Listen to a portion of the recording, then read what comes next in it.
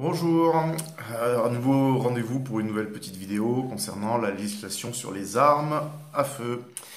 Alors, vous êtes nombreux à pas trop vous y retrouver dans les catégories d'armes. Alors, je sais que ça a changé, bon, depuis quelques temps maintenant. Il y en a qui sont encore restés sur les catégories par chiffres. Première catégorie, troisième catégorie, quatrième catégorie. Bon, je pense que vous avez vu que tout ça, ça a disparu. Maintenant, on a quatre catégories d'armes, A, B, C et D, ce qui est quand même beaucoup plus simple qu'avant. Alors, si vous êtes allé sur des sites et que vous avez demandé, vous tapez catégorie d'armes, on vous explique toutes les armes, ça. Le problème, c'est qu'on vous explique peut-être trop avec des mots techniques et avec des explications compliquées concernant le nombre de cartouches que peut tirer l'arme, ça. Donc aujourd'hui, le but de cette vidéo, donc c'est pour les amateurs, je vais vous expliquer exactement, grosso modo, comment sont répertoriées les armes, d'accord, sans prendre en compte les quelques exceptions qu'il peut y avoir. Alors, on commence par la catégorie A. La catégorie A, c'est hyper facile, c'est pas compliqué, c'est tout ce que vous n'avez pas le droit d'acheter et tout ce que vous trouverez jamais en armerie de toute façon. On parle des armes de guerre. Donc, par exemple, tout ce qui est lance-roquettes, missiles, avions de chasse, porte-avions, grenades quadrillées, voilà, tout ça c'est la catégorie A. Ça c'est voilà, c'est fondamental. Alors après, en France, vous savez que contrairement aux États-Unis, on n'a pas le droit d'acheter une arme qui tire complètement en mode automatique.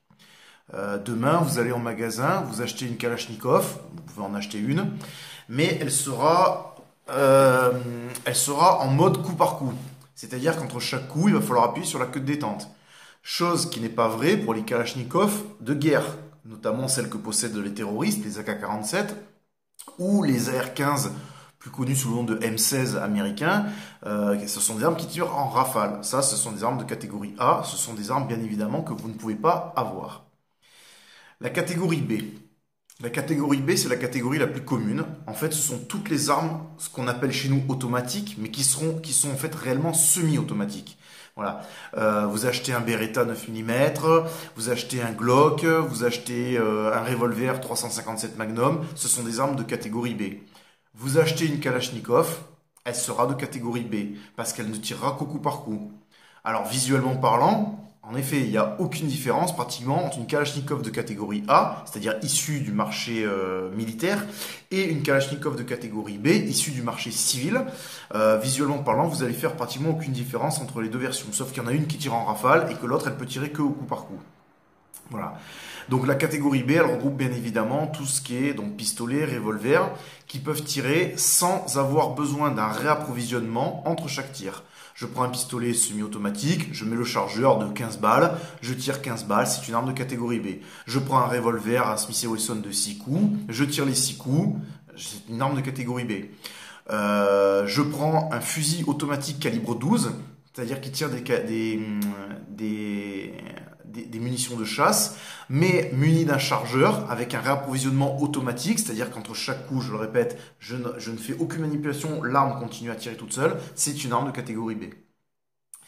Arme de catégorie C, c'est pas compliqué, c'est pratiquement à 95% ce qu'on appelait avant la 5e catégorie, c'est-à-dire les armes de chasse.